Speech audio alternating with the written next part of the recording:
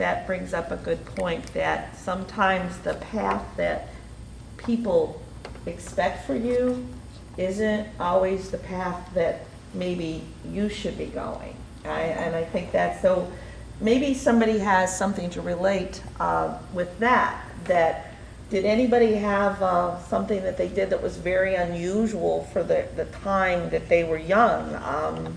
I think maybe, Joe, you might have something that, I wonder what your parents thought when you decided to join the Navy.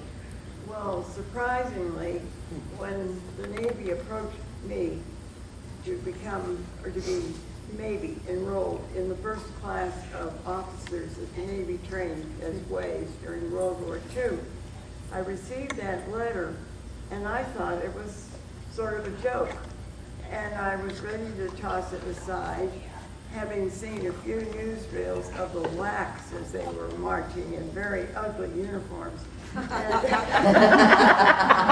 my parents, who bordered the Victorian age, said, "Oh no, fill out the, answer that and see what that's all about." Wow. And I was amazed. Wow. If they hadn't encouraged me to do that, I probably wouldn't have experienced something very exciting and unusual for those. Would you kind of elaborate on what you did during it was during the war, correct? Oh, yes, And yes. and what you did, what was your? After 3 months of intensive training in Northampton at Smith College, the Navy took over some of the facilities at Smith. I was commissioned as an ensign, an officer of the line, in the Naval Reserve, and my orders were to the Port Director's office in New York City. And there I was assigned to the code room. And the function of the Port Director's office was the formation of the convoys in and out of New York. And a major number of convoys were based there and going in and out. But anyway, I was in the code room, and we encoded and decoded all kinds of messages pertaining to what ships were sailing and which convoys, their destinations, estimated time of arrival, and that sort of thing. So most of the time, I was in the code room. I had a few problems. The hours were very difficult, and I got skinnier and skinnier because we officers did not have any quarters provided in New York. So I was living in a hotel, which had its advantages when I was alone, but finding food at odd hours and that sort of thing, it sort of did me in. But I ended up in another office at the Port Director's office where we issued code books and sailing instructions before the convoys would go out. And that was very interesting because the first officers or the captains would come in to pick those up and they would share with us experiences. So I was glad to get in and glad to get out. I think that Lynn should relate her story about her daughter and you. And Lynn, would you like to do that for us? Yes, I certainly would. Because here Joe, has this background of communicating with ships during World War II. And when Joe found out that my daughter, who graduated from the Naval Academy and then went to war and was on a ship in the Persian Gulf, when Joe found out that Lindsay was out there, she asked me if she could communicate with Lindsay. And it just really touched my heart because here Joe Rich was communicating again, with a ship at war, a woman now on a ship at war, and she was communicating by email. And she was the support that my daughter needed. And it really meant a lot to me because I didn't know. There was no way that I could know what Lindsay was going through. And Joe knew. And so when Lindsay came home and she got out of the service, she came to Judson and met Joe. And that was really special to me. With Bosun sitting at our feet in Joe's office, in Joe's apartment, just sharing stories. And to me, that was something that was very rich, that I was able to be a part of and listen.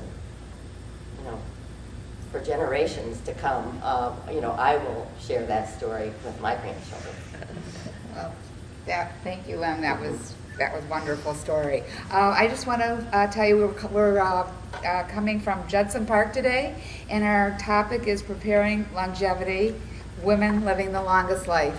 And as I sit here listening to all your incredible stories, I see a thread among all of you that you have contributed so much over your lifetime, and it probably has helped so many people coming up behind you, that it reminds me of how much my parents contributed in their lifetime, and how I am what I am today because of them, and how I feel about aging, because my dad worked until 3 months before he died. He was an attorney and a CPA. He went to work every day. He was, when he died, he was sharp as a tack. Unfortunately, he had a heart problem. And my mother was the same way. And she always, no matter how she felt, and what she felt that day, she always would go out and do something, because she said, you have to leave the pain behind and go and go out into the world, because it's really important, because then you miss meeting all kinds of great people. And I'm the same way. I feel that in every point of my life, I've met wonderful people along the way, and I hope to continue it until, I can't do it anymore. But this is the legacy you leave, and I think the legacy is so important to our children and our grandchildren, and that's what we have to give, our legacy and what we leave behind, so they can live the full lives that we all did. What I'm thinking about is, you say that it says preparing for longevity. Maybe we're helping our children to prepare for longevity. Absolutely. I know, I never dreamed that I'd wind up in a institution. A lot of us are already. Yeah, and I never dreamed that I'd ever live in Ohio. Oh. And when people ask me where I live, I say I live at Judson. Where's Judson? Someplace called Cleveland. I don't know Cleveland, because as soon as I came here, I was put in Judson. And so you all are talking about what you know about Cleveland, and I think they could be talking about anywhere. And I don't know. I don't know Cleveland. So it's nice listening to you. I don't know any of you personally. Oh, that's a shame. It is. As I'm listening to you, I'm thinking, gee, I wish I knew you better, or you better, or even you sometime. Well, Claire, this is a great opportunity. And it is an opportunity. And when I was 16, Alice, I knew I was going to be a teacher, okay? And unlike Gladys's daughter, I loved teaching.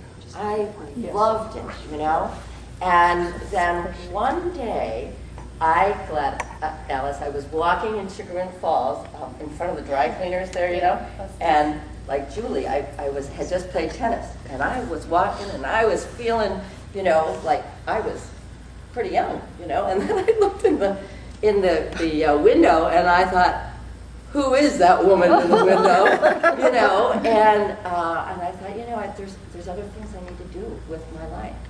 And long story short, I think it was a calling that I came to Judson, and now, I am learning. That's what I'm doing. I'm learning, and I have that opportunity to learn from all of these amazing women. And helping, I think, us all together to get to know each other and to bond, and share what we've got. Thank you. Can I interject There's a one more suggestion. thing? Oh, go ahead. There's a suggestion for you. You did a wonderful